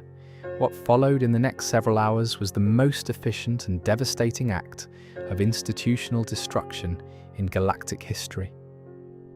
Palpatine executed Order 66, a clone programming command embedded into every clone trooper, designed to activate on command and turn them against the Jedi. The Jedi had led these clones for 3 years. They trusted them. The order was given, and across the galaxy, mid-mission, in the middle of battles, clone troopers turned on their generals and fired. The survival rate among Jedi was catastrophically low, and in the temple on Coruscant, Anakin led the 501st Legion through the doors. What happened inside, I'm not going to linger on at length. It is exactly as dark as it sounds. The temple's defences were built to repel outside threats, not internal ones. There were initiate and the youngest students, some only a few years old, in the halls. It lasted several hours. The temple burned. Ahsoka was not there. She was on Mandalore, having been asked by Bo-Katan Kryze to help break the siege of Mandalore and capture Maul. She survived Order 66 with Rex, whose chip she and one of her friends managed to remove before it could activate. She fled, faked her death, scattered into the galaxy. She didn't know what had happened to Anakin. Not yet. Not for years. Obi-Wan survived. He had been on Utapau and his clone captain's chip failed, or perhaps he was warned through the Force, and he went into the water rather than the blaster bolts. Yoda survived his own ambush on Kashyyyk and managed to escape. They regrouped, horrified and largely alone, and went back to the temple to warn any survivors away. What they found in the security archives was a message recorded by whoever had come to the temple that night with the 501st. Obi-Wan watched it. He told Yoda he could not kill Anakin. Yoda said one of them had to. So Obi-Wan disguised himself in Padme's ship and went to Mustafar, where Vader had been sent to kill the separatist leaders. The final loose end of Palpatine's manufactured war, disposed of now that they'd served their purpose. Mustafar is, geologically speaking, one of the more extreme environments in the Star Wars universe. It's a volcanic world, essentially unstable, rivers of lava cutting between industrial platforms that have been built to harvest the energy of the planet's geological activity. The sky's permanently orange. The heat is extraordinary. It feels less like a place and more like a warning. Anakin had just finished killing the Separatist Council when Padme's ship landed. He saw her, and there was a moment, just a moment, where something old and real flickered back up through the new darkness. He crossed the platform toward her, and there was something desperate in his manner, the way people get when they're trying to justify something unjustifiable by moving fast enough that the justifications can't catch up. He told her that they could rule the Republic together, that what had seemed like atrocity was actually transformation, that the Jedi had been the problem and now they were gone, and everything could be different. He was not, in that moment, fully sane. He was also not lying. He had constructed a version of events in which everything he had done was necessary, and he needed her to join him in that construction. She couldn't. She told him she loved him. She said she was afraid of him, of what he had done, of what he was becoming. Then Obi-Wan appeared in the ship's doorway, and everything Anakin had been holding together came apart. He had brought her here, he thought. He had followed him. She was part of this. She had to be. She had led Obi-Wan straight to him. He reached out with the Force and began to choke her. Obi-Wan called to him. Anakin released her. What follows is one of the longest lightsaber duels in the saga. Across catwalks and platforms, and the sides of processing equipment, over rivers of lava and through falling ash. It is not elegant. It is not two masters at their peak demonstrating perfect technique. It is exhausting and awful. Two people who are genuinely close to brothers, trying to destroy each other and neither quite managing it. Obi-Wan said things throughout the duel that were honest in the way that only the most painful honesty is. I have failed you. You are my brother Anakin. I loved you. He meant it. He also knew that love and what was currently necessary were not the same thing. In the end, Obi-Wan got to high ground on the bank of a lava river and told Anakin not to try it. It's over, he said. Anakin tried it anyway. Obi-Wan cut off both legs and his remaining arm in a single movement. Anakin slid toward the lava. He did not die, though he should have. He burned. He caught on fire. He continued to breathe and to scream. And Obi-Wan stood watching him, unable to deliver a final blow to the man who had been his brother, and unable to do nothing, and choosing eventually to do nothing, and walking away, and that choice haunted him for the rest of his life. Palpatine arrived. He found what was left of his apprentice and transported him to Coruscant, where the finest medical technology available rebuilt him. Both legs replaced with mechanical prosthetics. Remaining organic arm replaced. The burns healed as much as they could be healed, which was not fully, not by a long way. The suit's respirator was necessary now. His lungs had been too severely damaged by the fire and the heat. The mask completed the picture. When Vader woke up on the operating table, fully armoured for the first time, the first thing he asked was, "Where is Padme? Is she safe? Is she all right?" Palpatine told him, with evident satisfaction. In his anger, he had killed her. He had, in a medical sense, contributed to her death. Force choking her on Mustafar had damaged her significantly. But the official medical assessment was that she had simply lost the will to live, which is its own kind of verdict on what had happened between them. She had given birth to twins, a boy and a girl, Luke and Leia, and then died, holding on just long enough to tell Obi-Wan that there was still good in Anakin, that she knew it. That's the last thing Padme Amidala said. Not about the Republic, not about the Senate, not about democracy or justice, or any of the public things she had devoted her life to. She said that she knew there was still good in the man who had just tried to kill her. That's either the most forgiving thing in the saga or a piece of evidence about how well she understood him, even at the end, even through everything that had happened in the last 48 hours. She saw the shape of what he was, and she saw that the shape was not complete, that the story wasn't finished, that whatever had just happened on Mustafar was not the final word. She was right, of course. It took 23 years, and a son she never got to know. But she was right. Vader, hearing that she was dead, emitted a sound, somewhere between a scream and a roar, and used the Force to destroy everything in the room around him. Then he stood still. The new respirator filled the silence with its rhythm. In and out, in and out. That sound from that moment forward was the sound of a man who had lost everything he'd been trying to save. The most honest thing I can tell you about Darth Vader's existence after Mustafar is that it seems, from everything the canon shows us, to have been genuinely terrible. Not just morally, physically, existentially, in every sustained daily sense. The armor was not designed for comfort. It was designed by Palpatine. And Palpatine, as has been established, was not particularly interested in Vader's comfort. Several accounts in the comic canon suggest the suit was deliberately calibrated to maintain a level of constant low-grade pain, enough to keep Vader angry and focused, not enough to be debilitating. A tool, in other words, which is exactly what Vader was to the Emperor. The Force itself had changed for him.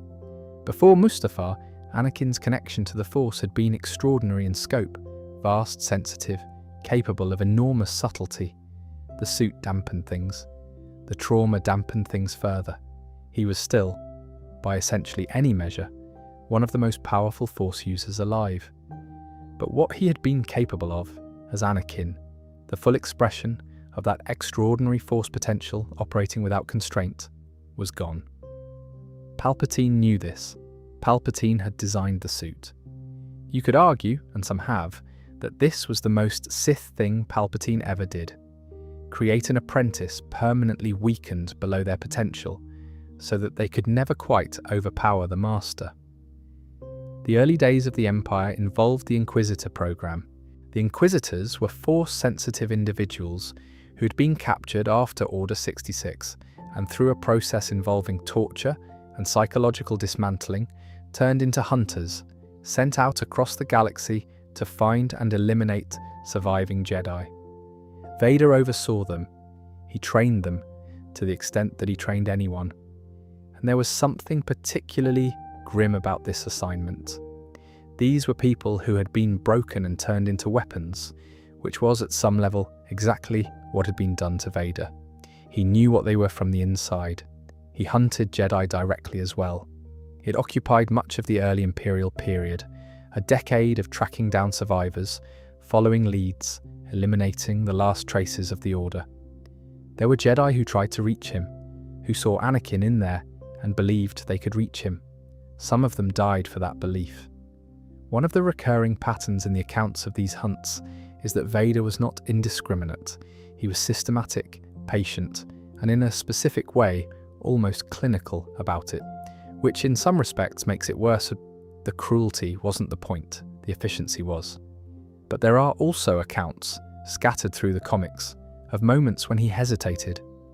When something in the Force signature of the Jedi in front of him activated a memory or a feeling that the armor wasn't quite thick enough to block completely. A master whose stance was familiar because he'd trained against it. A Padawan who used a form he'd taught to Ahsoka. Not enough to stop him. Enough to slow him, briefly, in ways he probably hated. The Kyber crystal section of the Darth Vader comic is worth dwelling on a little more, because it illustrates something specific about how the dark side works that the films never quite had time to show. When Vader went to corrupt the crystal, the Force showed him visions, not of the future, but of the crossroads. Him going back to Obi-Wan, him seeking redemption. The path he did not take, rendered in generous detail, available in his mind's eye for just long enough to make refusing it a genuine act of will. The dark side does not let you forget what you're choosing against. It makes you choose again, consciously, each time. Vader chose dark, and the crystal bled. There is something interesting about the Inquisitors as a group, something that I think the Obi-Wan Kenobi series handles well when it shows the Second Sister's history. They were not simply converts. They were people who had been broken, who had tried to hold on to the light, failed under specific pressures, and were then rebuilt in the Empire's image. The Grand Inquisitor himself had once been a temple guard, had served the Order, had been present for some of its final days. He had watched everything collapse and made a particular accommodation with survival. Vader understood that accommodation. He had made his own version of it. What he didn't seem to feel toward them was kinship exactly. They were tools as much as he was a tool, but there may have been something that, in better circumstances, would have been recognition. The one set directly after Revenge of the Sith does brilliantly is show the process of forging his red lightsaber. Jedi lightsabers have blue or green crystals, attuned to the light side of the Force through a process called bonding with the crystal. Sith lightsabers are red because the crystal is bled. The Sith takes a Jedi's crystal and pours their pain and hatred into it until it cracks and turns red. In order to do this, Vader had to fully confront and embrace the destruction of his former life. He was shown visions of the path not taken, of turning away from Palpatine, of seeking out Obi-Wan, of trying to come back. He had to choose, consciously, to reject that path and commit to the darkness. He did it, and the crystal bled. There's another detail from this period worth mentioning: the castle. Vader built a fortress on Mustafar, on the exact spot where he lost everything. The most interpretable thing in the galaxy, maybe. He called it Fortress Inquisitorius in some sources, though that name was used for a different location too. The point is that he returned repeatedly to the place of his greatest wound, apparently to meditate in the Force nexus that had always existed there. Whether that's masochism or something else, an attempt to stay connected to Anakin's memory, to feel the pain because the pain was the last thing that was his own, is the kind of question the story trusts you to sit with. His relationship with Palpatine during this period was one of the more complex political dynamics in the saga. Absolute deference on the surface, private contempt and grief underneath. Vader served, he obeyed. He was the Emperor's right hand, his most feared weapon. Other Imperial officers loathed him. He was the Chancellor's favourite, unchallengeable, capable of killing you for failure, and none of them knew who he had been before the armour. The mystery of Darth Vader was partly manufactured, partly just the natural result of being a person whose identity had been so completely destroyed that even those closest to him couldn't see what remained. What remained, though, and this is important, was Anakin. Buried, damaged, operating under extraordinary suppression. But there, the gap between Revenge of the Sith and A New Hope is 19 years. Nearly 2 decades of Darth Vader serving the Empire, hunting Jedi, enforcing the Emperor's will across a galaxy that had been reorganized around fear. It's a long time, longer than Anakin's entire career as a Jedi. Several things happened in this period that the films don't show, but that have been explored in the animated series, comics, and the Obi-Wan Kenobi show. Obi-Wan, for his part, went to Tatooine. He took the name Ben. He watched over the infant Luke Skywalker from a distance, living in the desert, essentially in a kind of prolonged grief and guilt. The Obi-Wan Kenobi show on Disney Plus covers what happened roughly 9 or 10 years into this exile, when he was drawn out by circumstances involving a young Leia Organa and found himself facing Vader for the first time since Mustafar. Their rematch is interesting less for the combat than for what both of them say and don't say. Obi-Wan, in the intervening decade, had drifted. The guilt of what he saw as his failure with Anakin had hollowed something out in him. He fought badly, from a place of grief rather than clarity, and Vader won easily. What was more striking was the things Vader said. "I am not your failure, Obi-Wan," delivered with a kind of cold precision that suggested he had been thinking about this for years. "You didn't kill Anakin Skywalker, I did." It was meant as a dominant statement. It might also have been the truest thing he said in the whole series. They meet again later in the show, and this time Obi-Wan fights from a restored center, having reconnected with who he was and what he was doing, and Vader's mask is cracked. And for just a moment, Anakin's face is visible underneath. There's a pause. Obi-Wan says quietly, "Anakin?" And Vader replies just as quietly, "Anakin Skywalker is dead." Then after a moment, "I am what remains." It's the kind of line that lands differently depending on how you're reading it. As a threat, it's clear enough. Whatever humanity you thought you saw is gone. Stop looking for it. But as an involuntary description of a psychological state, it's rather more interesting. What remains implies that something has been reduced, that there was once more than this. He's not claiming to have transcended Anakin or surpassed him. He's claiming to be what survived after Anakin was destroyed. There's grief in it, buried under the armor, even if he can't access it. Ahsoka's encounter with Vader in Star Wars Rebels, roughly a decade into the Imperial period, is one of the most emotionally devastating things in all of the animated Star Wars, and I think that's saying something given how much emotionally devastating material there is to compete with. Star Wars Rebels, if you haven't seen it, follows a small crew of rebels aboard a ship called the Ghost in the years just before A New Hope. Kanan Jarrus is a surviving Jedi. Ezra Bridger is his Force-sensitive Padawan. And gradually, in the background of their story, Ahsoka Tano becomes a recurring figure. Older, settled into something that isn't quite the Jedi she was, but isn't not that either. The moment she discovered that Vader and Anakin were the same person came in a vision in a Jedi temple, and the show handled it with notable restraint. No dramatic reveal, no one telling her. Just Anakin's voice through the connection she still had with him, somewhere in the Force and the slow comprehension on her face. She had spent years knowing Darth Vader existed. She had not let herself follow the thread of who Vader might be before. The duel on Malachor, when it came, was prefaced by a moment that many people consider one of the best in the animated saga. Vader had been there first. He was standing in the dark, waiting. When Ahsoka appeared, his voice went very still. "It was foretold that you would be here. Our long-awaited meeting has come at last." And she said very quietly, "I am no Jedi," which was both a statement about where she was spiritually and a declaration. "I am not playing the role you've assigned me in your story." The duel itself was technically Ahsoka surviving rather than winning. She was in an impossible position against someone she once called Sky Guy, but she held her own long enough. She cut the front of his mask. That eye looked out at her, and the name she said, Anakin, in that moment contained the whole of their history, every mission, every nickname, everything she knew about who he had been. He survived. She survived. Both were, in different ways, diminished.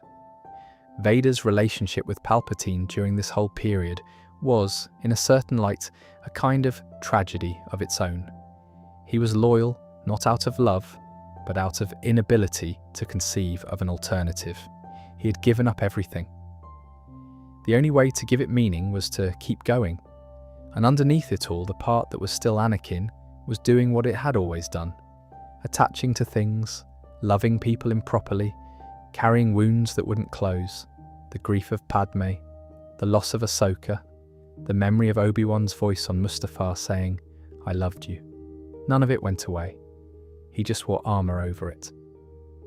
We've arrived at the beginning of the original trilogy now, and I want to handle it relatively briefly because most of you know it, and also because Anakin's presence in these films is more of an undertow than a surface feature, felt throughout, defining everything, but rarely named.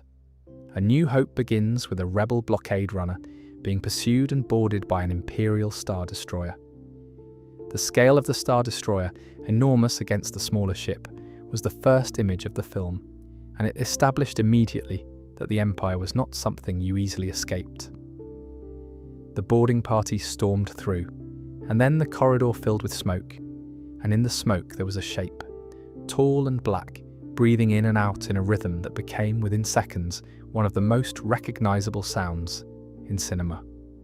Vader's mission was simple: recover stolen plans for the Death Star, the Empire's planet-destroying weapon. He had Princess Leia Organa, a senator, the daughter of Bail Organa, secretly one of the Rebel Alliance's founders, captured and taken for interrogation. He did not know, and had no reason to know, that she was his daughter. The Death Star itself is worth pausing on for a moment, because it represents something interesting about Vader's situation. He didn't design it. It wasn't his project. It was Tarkin's and the Emperor's, and Krennic's before that. Vader served it in the way he served everything, as the enforcement mechanism, the feared face attached to the Emperor's will. He believed in it the way Sith believe in power as an end, but he was not the architect. There's a reading of Vader in A New Hope, where he's essentially doing his job, doing it with complete ruthlessness and genuine cruelty, but operating within a structure rather than directing one. Obi-Wan was on the Death Star. Vader felt him immediately, the familiar presence in the Force, the one he'd carried in his memory for 19 years. Their final duel is brief and oddly calm for what it is. Obi-Wan had made peace with this meeting long before it happened. He had said to Luke cryptically that he could become more powerful than Vader could imagine. In practice, that meant he wasn't going to fight. He lowered his blade. Vader's killing stroke landed on empty robes. Vader stood over those robes for a moment. Whatever he felt in that moment, if the force of the darkness left any room to feel it, the story keeps private. The boy who had arrived on Coruscant 25 years earlier, clutching a bag that contained everything he owned, guided by a man who had believed in him when the Council wouldn't. The man who had knelt at his feet on Mustafar and wept and left anyway. Somewhere inside the armor, Anakin Skywalker registered the loss. He couldn't act on it. He couldn't show it, but it was there, a distant sound, a scream, a young voice from somewhere in the bay below.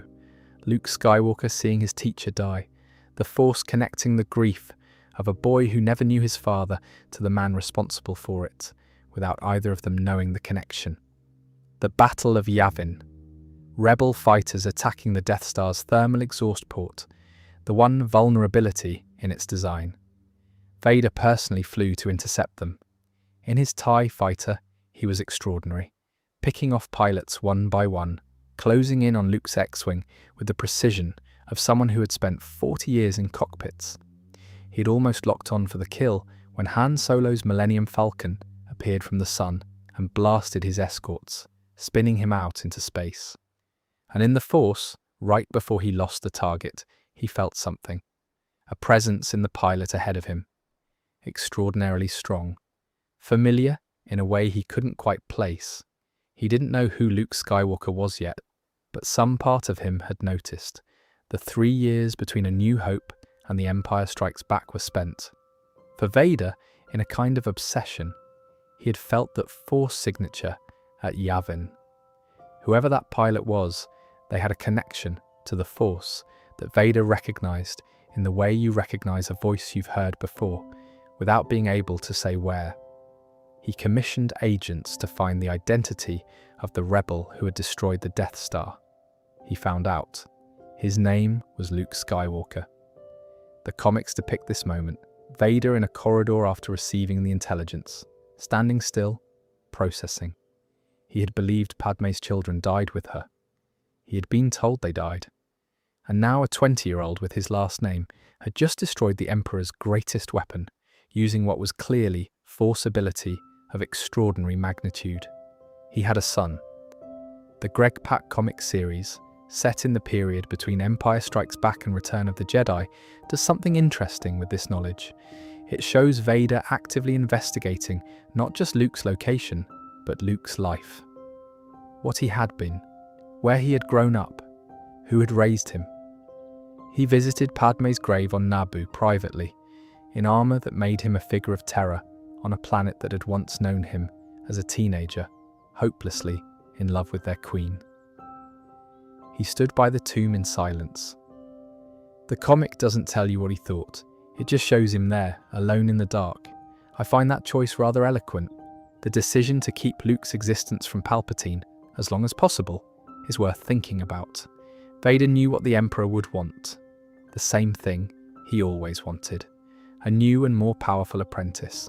The replacement of the old tool with a better one. If Palpatine knew Luke existed and was strong in the Force, he would want Luke turned or killed, in whichever order seemed more efficient. Vader, in those months between Yavin and Hoth, was walking a very narrow path, trying to locate his son before the Emperor did, not quite knowing what he intended to do with him when he found him, but knowing that he didn't want the Emperor to get there first. The Empire Strikes Back is, structurally, the darkest of the Star Wars films, and it makes no attempt to hide this. The Rebel base on Hoth is overrun. Han is frozen in carbonite. Luke loses a hand. Everyone is scattered and hunted. The Empire, for almost the entire film, simply wins. The Battle of Hoth. Vader commanded the assault personally, in a way that was efficient and overwhelming, and said a great deal about the gap in capability between the Empire and the Alliance. He also killed an admiral mid-conversation by walking over and force-choking him, which is the kind of thing that raises specific administrative problems when you do it often enough to become a pattern. Cloud City was the trap. Lando Calrissian, administrator of Bespin's floating gas facility, had been pressured into cooperating by the Empire's arrival. Han, Leia, Chewbacca, and the others were captured. Han was frozen in the carbonite chamber and given to Boba Fett for delivery to Jabba the Hutt, which was a separate debt entirely from the war.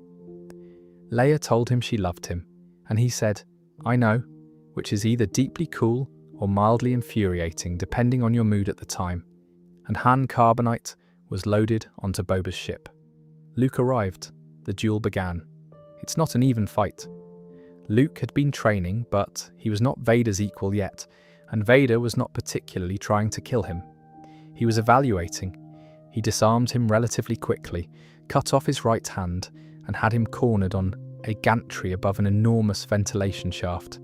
And then, rather than delivering a killing blow, he offered him something. "I am your father." The delivery of this was, by all accounts, kept secret from almost everyone involved in making the film. David Prowse, who wore the suit, was given false lines to say during filming, so that Carrie Fisher and Mark Hamill would react to something ordinary. James Earl Jones recorded the real lines separately. Only a handful of people knew before the film's release.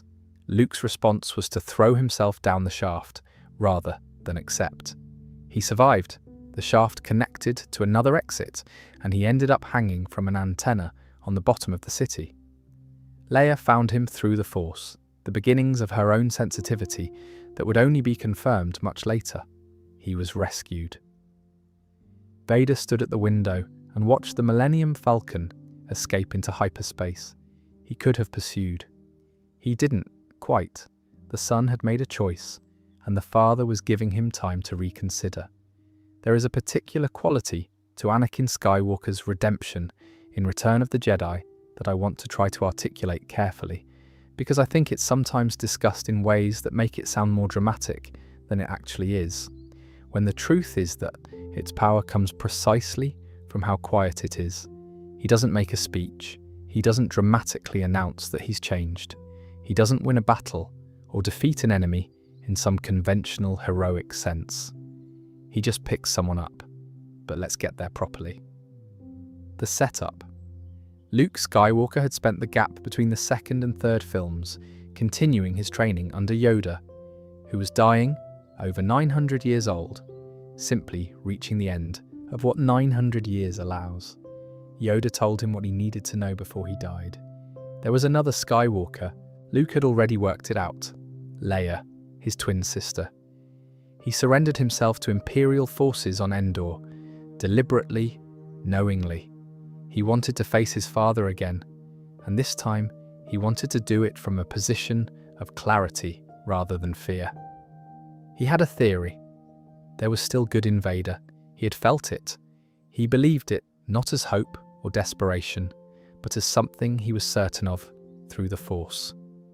What Luke understood, and what I think is the most important and most underrated piece of insight in the whole saga, is that the Force is not a binary. It is not simply light and dark, and you are one or the other forever. Anakin Skywalker had gone very far into the dark, but the Force that made him extraordinary was still in there. The love that had always been his defining quality and his defining vulnerability had not been destroyed by the armor and the years and the terrible things done in service to Palpatine. It had been buried, which is a different thing entirely. and Luke, raised on the Force and on Leia's innate sensitivity, and on whatever Obi-Wan had managed to tell him before his death, felt the difference. Vader brought him before the Emperor on the Death Star Tatooine.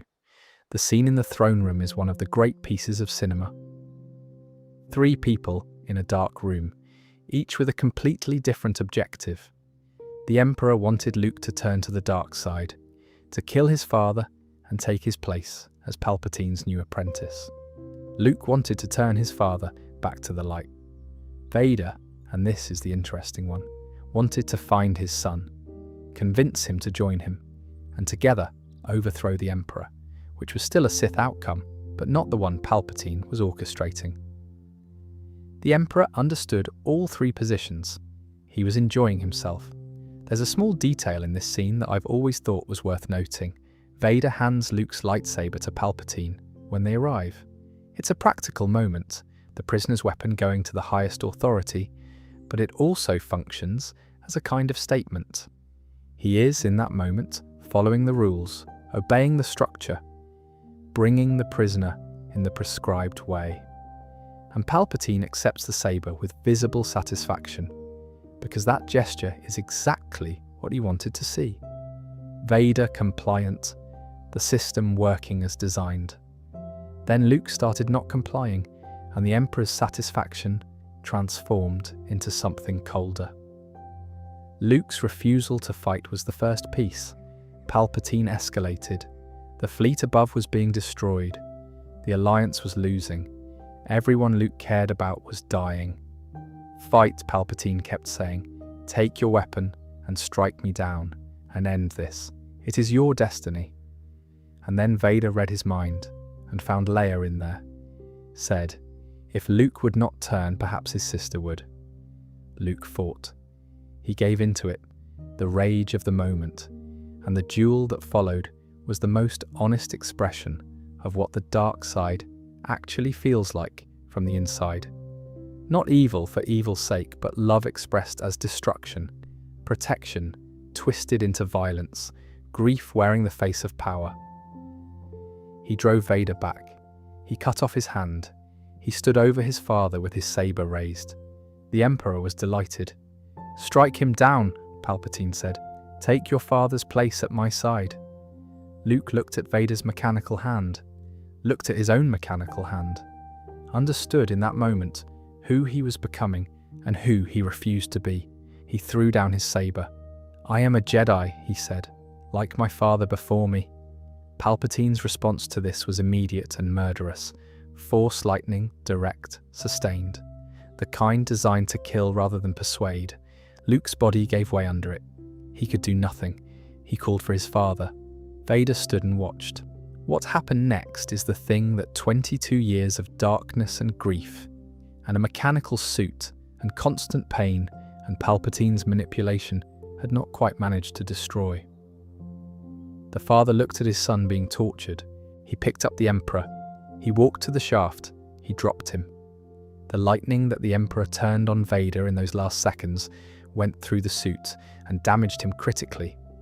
His life support was failing, and the burns from Mustafar had never fully healed. He was dying as Luke pulled off his mask, and there was Anakin Skywalker's face. Older, damaged, not what it was, but recognizably the same man. He asked Luke to remove the mask, not because it would help him breathe, but because he wanted to see his son with his own eyes just once before the end. "You already have, Luke," he said, when Luke told him he needed to save him. "You were right about me. Tell your sister, you were right." He died as Anakin Skywalker, not as Vader. The man who had come back at the end was the man who had left Tatooine 70 years before, rebuilt from the ruins of everything that had happened in between. Luke built a pyre for his father's armor on Endor that night. The black suit burned, and in the celebration at the edge of the forest, if you look toward the tree line, there were 3 figures in the light: Obi-Wan Kenobi, Yoda, and Anakin Skywalker, young again, the way he'd been before Mustafar, smiling at his son. Some people take issue with that smile, with the restoration of the young face rather than the older one. I understand the argument. Hayden Christensen's Anakin was added in the 2004 revision, and there's a case that the visual continuity breaks something. But I find I'm more interested in what it means than what it looks like. The Force giving back what was taken. Not just the man at the end, but the man he had been at the start, before any of the choices. The boy from Tatooine, home at last. The story doesn't end with that pyre, though it could have. Star Wars has continued Anakin Skywalker's presence in the narrative through his children, through his former Padawan, and through his role as the Chosen One, which turns out to extend past death in ways that the films only begin to suggest. Ahsoka Tano, by the time of Return of the Jedi, had been living in shadow and exile for years, first as Fulcrum, an intelligence asset for the nascent Rebel Alliance, then in the aftermath of the battle on Malachor, where she and Vader had their final encounter. She survived that encounter through the world between worlds, a mystical space between time that Ezra Bridger discovered in the Jedi Temple on Lothal, where he pulled Ahsoka out of the moment of her apparent death. She came through somewhere else, someone else, alive. By the time of the Ahsoka series, set several years after the events of the original trilogy, Anakin appears to her in the world between worlds as himself. Not Vader, but Anakin in Jedi whites, the way he looked before everything went wrong. He calls himself her teacher. He tells her she has one more lesson, and they spar in the between space, and through it she confronts her own willingness to face death, to release rather than hold on, to continue living rather than surrendering to the grief of what happened to her master. The implication of Anakin's continued presence in the Force, now serving something like the role the father served on Mortis as a fulcrum of balance, connects the end of his story to its beginning in ways that feel genuinely thought through. The Chosen One was always meant to bring balance to the Force, not simply destroy one side of it. The destruction of Palpatine was part of it, but the ongoing work of holding the Force in balance apparently continues and apparently requires him. His children both carry him forward in different ways. Luke Skywalker built a new Jedi Order on the foundation of his father's redemption, on the idea that even the darkest fall can end in return, that love is not a weakness, but the most powerful thing in the Force. Leia Organa, who never trained as a Jedi in the conventional sense but was clearly Force-sensitive throughout her life, carried something of her mother in her governance and something of her father in her stubbornness and her refusal to stop fighting even when circumstances were objectively terrible. There is a particular quality to the way Leia moved through her public life that I think is worth naming. She was born to parents who died for love, and she became someone who devoted everything she had to the galaxy. She was raised by Bail and Breha Organa, who gave her every advantage, but she also inherited something from Padme Amidala, a sense that there were things worth sacrificing for that were larger than personal safety or political convenience. She had Anakin's fierceness and Padme's clarity, and the combination of those two things produced one of the most formidable political figures the Star Wars universe has offered.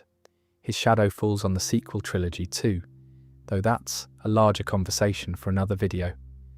Ben Solo, Han and Leia's son, who became Kylo Ren, represents what happens when Anakin's story is misread, when the fall becomes the interesting part, when the armor and the power and the capacity for destruction are what get inherited rather than the redemption.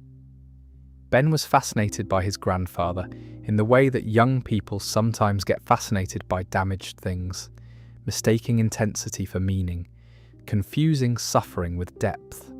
What Ben Solo never quite understood, at least not until the end, was that the darkness wasn't the point of Anakin Skywalker. The darkness was the failure. The point was the return from it. The point was that love, expressed correctly, without fear of loss dictating every decision, was the thing that defeated Palpatine, not the Force ability, or the combat training, or the prophecy. Vader was what Anakin became when that love curdled into possession. Anakin Skywalker in the throne room, throwing Palpatine into the shaft, was what love looked like when it was finally free of fear. Ben Solo had to learn that distinction the hard way. He did eventually learn it. The Skywalkers are persistent about redemption. One more thought about what the Force was doing with all of this. And this is, I admit, slightly philosophical, but it's the kind of thing you find yourself thinking about at midnight, with a good story still ringing in your head. The Force is described throughout the saga as a living thing, not a tool, not simply an energy field to be tapped, something that has, if not a will exactly, then at least a tendency, a direction. It moves toward balance and it moves through people, and sometimes the way it gets to where it's going is through paths that look, from the inside, more like catastrophe than purpose. Anakin Skywalker was the Force trying to work something out, and it took everything he had and everything he cost the people around him to arrive at one quiet moment in a throne room, a father watching his son die and deciding that no, not this, not him. There are easier stories, but there are very few that mean as much. The Force had poured itself into one life, apparently for a reason, and that reason turned out to be not what anyone expected. Not a warrior who would obliterate the Sith through sheer power, though that happened too. More like a demonstration, played out over decades of error and grief and loss and one final act of love, that even the furthest fall can end with someone being carried home. Shmi Skywalker told her son, on the last morning she saw him, not to look back. He did anyway. I think about that often. I think the story does too. He spent his entire life looking back at his mother, at Padme, at Obi-Wan, at Ahsoka, carrying the weight of everyone he'd loved and lost and failed. It was his greatest weakness and, in the end, his only real power. The love that made him vulnerable was the same love that, when his son needed him most, was still there, older, battered, buried under 20 years of darkness. But there. That's the story of Anakin Skywalker, a boy from a desert planet who held the whole galaxy in his hands and nearly dropped it, and then, at the very last moment, didn't. A few final things because I can't quite leave without them. The twin suns of Tatooine rise twice every local day because Tatooine orbits 2 stars. When you watch a sunset on Tatooine, which the films give you, memorably, in 2 different contexts, you see 2 suns going down at slightly different rates, one dipping below the horizon before the other. It's a specific kind of double light, soft and orange and slightly melancholy, the light of a place that has too much sun and not enough water, too much heat and not enough ease. It's the light Anakin was born into. It's the light Luke Skywalker grew up under. It's the light Obi-Wan watched every evening for 19 years while he waited. It's possible that George Lucas just thought twin suns looked good, which is fair enough. But it is also possible to read in it something about the nature of this story, that balance is built into the origin. 2 lights, not one. And the long, complicated question of whether they can coexist. Right, that's the whole of it, or most of it. A life that spans roughly 60 years and about 12,000 parsecs and more narrative weight than any single character should probably be expected to carry. We went from the slave quarters of Mos Espa to the pyre on Endor, from a 9-year-old who could hear what machines were saying to a Force ghost standing at the edge of a forest, finally free of the suit and the grief and all of it. I've been thinking about why this story in particular is the one I wanted to do first in this series, and I think it comes back to the scale of it. Most stories are about people navigating a world that doesn't care about them.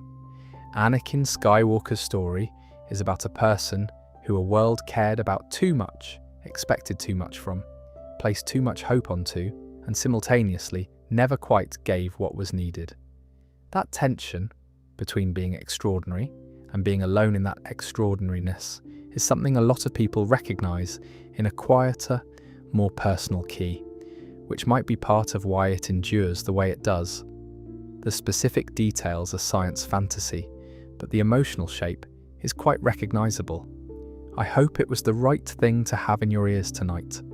I find there's something genuinely restful about stories of this scope, not because they're escapist, but because they're large enough to hold everything.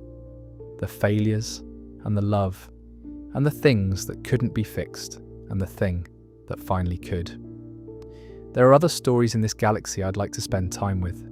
Obi-Wan's vigil on Tatooine, years of exile and guilt. Ahsoka finding her way through a world that had moved on without her. The slow construction of the Empire and what it cost everyone inside it. If any of those sound interesting to you, they're coming. For now though, twin suns going down over a desert horizon. The Force is quiet tonight, and so is everything else.